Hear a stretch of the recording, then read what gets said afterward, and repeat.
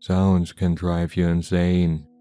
It can be the dripping of a tap, the neighbor's loud music, or the constant chatter of co-workers. I was never bothered much by these things. I guess it was easy for me to ignore those types of sounds. Maybe it's because I grew up in an urban area. In my new apartment, things were different. I recently got a new job and had to move to a new town. Finding an apartment was tough. My measly savings didn't give me many options. In the end, I decided on an apartment in an older 2-story building.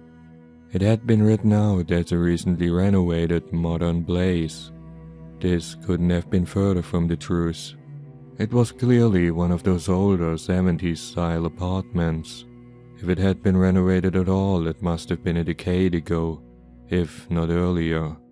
The place landlord, Mr. Reinhardt, can be best described in 3 words: uptight, stingy, and condescending. As he led me through the place, he went on about all sorts of rules. No loud music after 8, no more than 1 visitor at a time. I was allowed to paint the living room but not the kitchen. No baths longer than half an hour due to mold, and God knows what else. It was an endless list, and he recited in an entirely monotone voice. The only positive thing was that he didn't mind me bringing along my cat, Paws. The moment I signed the contract, he told me he'd not be around the building much, if at all. He preferred a pay rent and leave me alone type of relationship. To say I didn't like him was quite the understatement. In general, he didn't seem to care about his tenants at all. He didn't bother to tell me anything about the other people living there, or how many of them there were. To be honest, I wasn't even sure if he knew.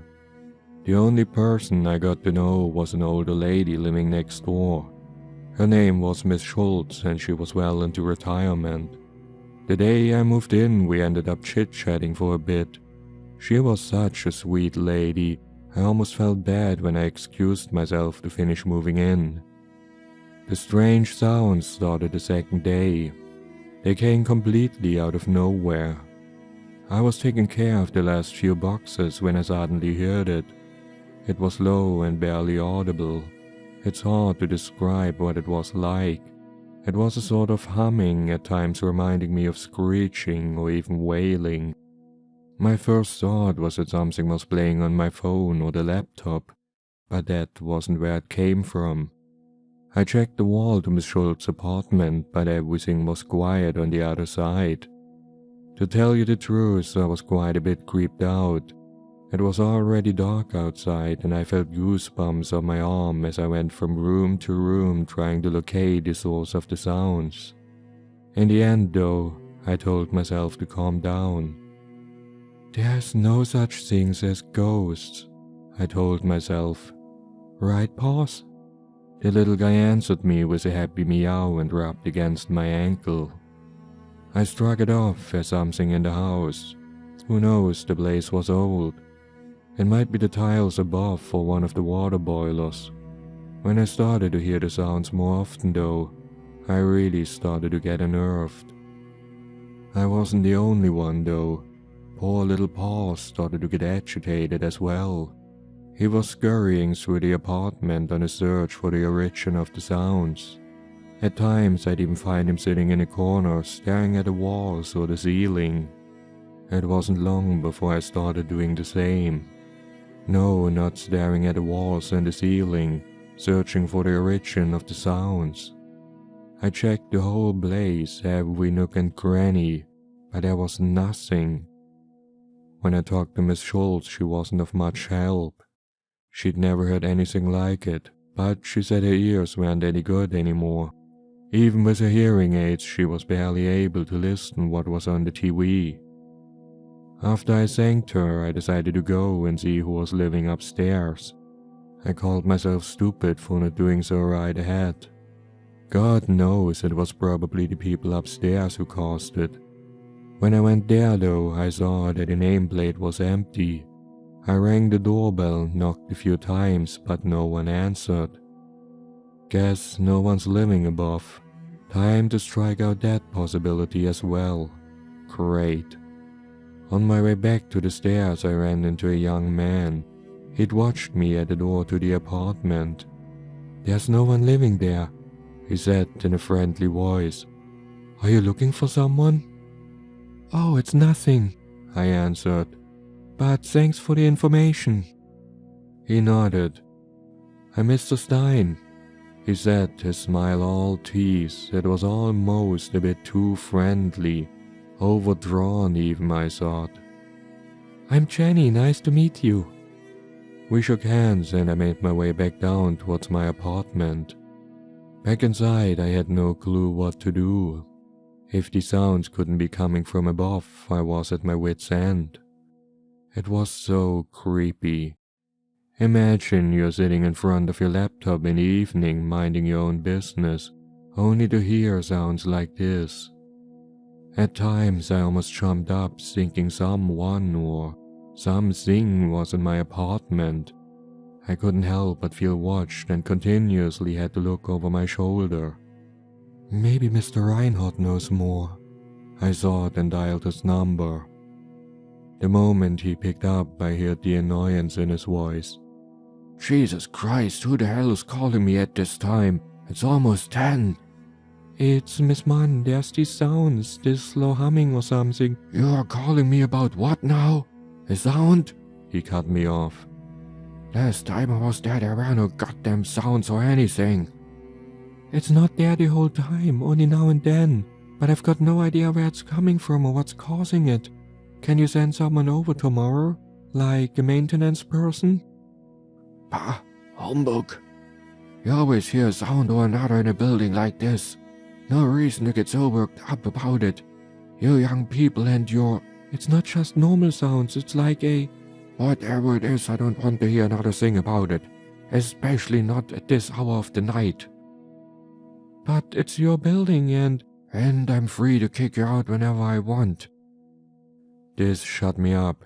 There was no way I could afford to move again. "See, young lady," he started in his most condescending voice. "The issue is already over." With that, he hung up. "This damn bastard!" I cursed at the phone before I threw myself back on the couch. I started my search anew. For days I turned the whole place upside down. Whenever I did though, and whenever I looked, I found no hint. The sounds persisted, always low and always barely audible. I tried my hardest to ignore it, telling myself over and over again that there must be a logical explanation for this. I put on loud music or wore headphones, but that could only do so much. I'd heard it when I went to the bathroom, or at times when I went to get a quick drink of water from the kitchen. The worst was hearing it at night when I had to go to the toilet. I could almost see some dark, creepy thing hiding somewhere to get me. Sometimes I saw Paul's shadow in a corner staring intently at nothing in the darkness. I hate to admit it, but a few times I rushed back to my bedroom in fear. I locked the door and tried my best to fall back asleep. By then, I was living in the apartment for more than 3 weeks. It was getting to me. I spent countless hours reading about other people's experiences. Hell, I even read some articles about haunted places. I didn't know anymore. I mean, what if it really was a ghost or some sort of apparition? I tried to talk to Mr. Reinhardt again, but the old bastard hung up as soon as he realized it was me. Sometimes I found myself awake at night. I was anticipating to hear those creepy sounds again. On others, I thought I heard something only to realize that I'd imagined things. I even started to believe that it might all be in my head. Was I suffering from some weird form of tinnitus? But what about Paz then? Why was he freaking out? When the dreams started, I had enough. In one of them, I walked through a twisted version of the apartment. Everything was dark and those wailing figures were standing in all the corners. In another one, giant shades crawled towards me on the ceiling, their screeching sounding like broken machinery. I had to move out, I told myself. At work I was a mess. My boss had already talked to me about it. No, there was no other way. I desperately started to look for another affordable apartment, but I had no luck. It was one day after work that Miss Schultz approached me. The moment she put a hand on my arm, I jerked back and dropped my keys. "Jesus Christ!" I cursed, but when I saw her next to me, I breathed out a sigh of relief. "Oh God, I'm so sorry," I apologized quickly. "I'm such a mess these days." "It's alright, dear, don't worry about it. How about some tea?" I smiled meekly and was about to decline. Then I thought about it. What was I going to do in my apartment anyway? Sit around on my own all day, being agitated and waiting for those sounds to start again. 5 minutes later, I sat on her couch and told her I was thinking about moving. "Well, dear, I can't blame you. With a place like this and Mr. Reinhardt as your landlord, if I were a bit younger, I'd find myself a fancier place too." "That man is the worst," I said, laughing a bit. "Oh, believe me, he is. You know those renovations back in the day? He made such a big fuss about them that I thought I'd get my old apartment refurbished and modernized. What do you think they did?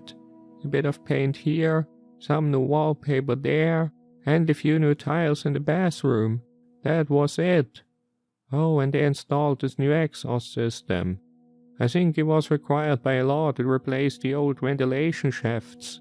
He'd never done it otherwise." "Wait, Miss Schultz, ventilation shafts? What did they do with them?"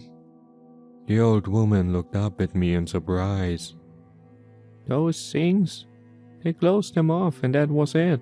Knowing Mr. Reinhardt, they probably put nothing but a bit of plaster over the opening." I sat there wide-eyed as I listened to her. It couldn't be. Was that where those damned sounds came from? "What is it?" she asked when she saw me so deep in thought. "Oh, I remembered something important.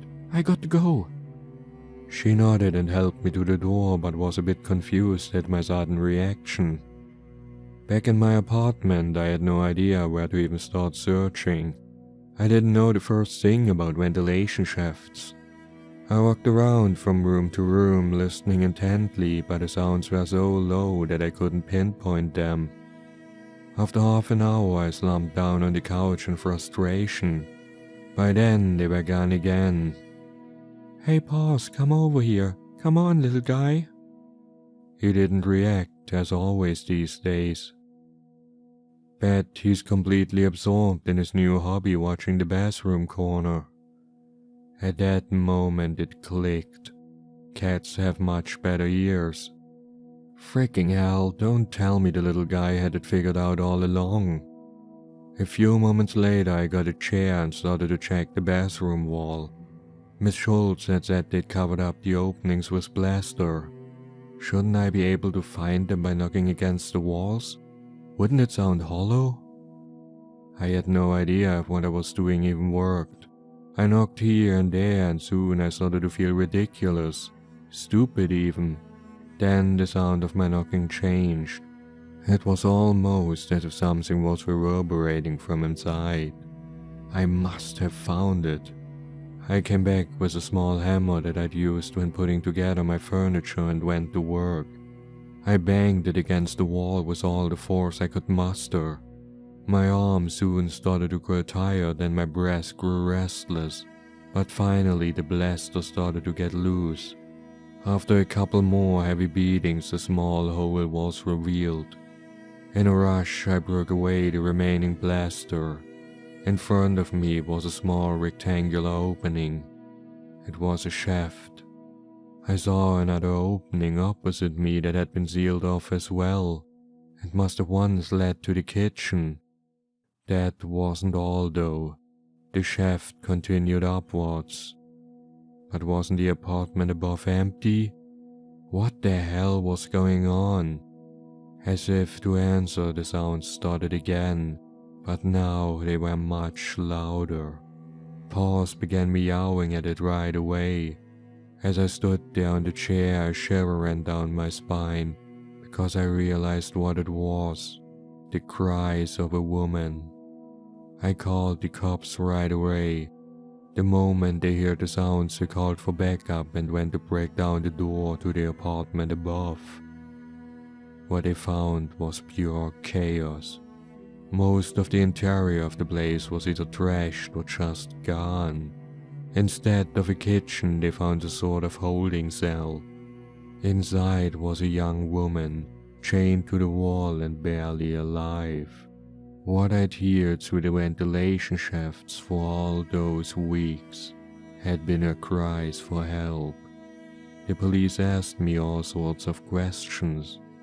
When I mentioned Mr. Stein, the friendly young man I'd met, they looked up. They told me there was no one like this in Mr. Reinhardt's lists of tenants. After I'd given them a description of the man, a few of the other tenants recalled having seen him as well. They too had assumed he was living in the building. In reality, so, he must have been a stranger. What makes this whole thing even more mysterious is that the apartment above was indeed rented. After some checkup, it was clear that it was under a fake name. Mr. Reinhardt said it had been a middle-aged man who'd signed the contract. After hearing the description I'd given of Mr. Stein, he said it couldn't have been the same guy. Whoever the man was, he'd always paid his rent, so there was no reason for Mr. Reinhardt to question things. By now, the police has started a manhunt for Mr. Stein, but he's completely vanished.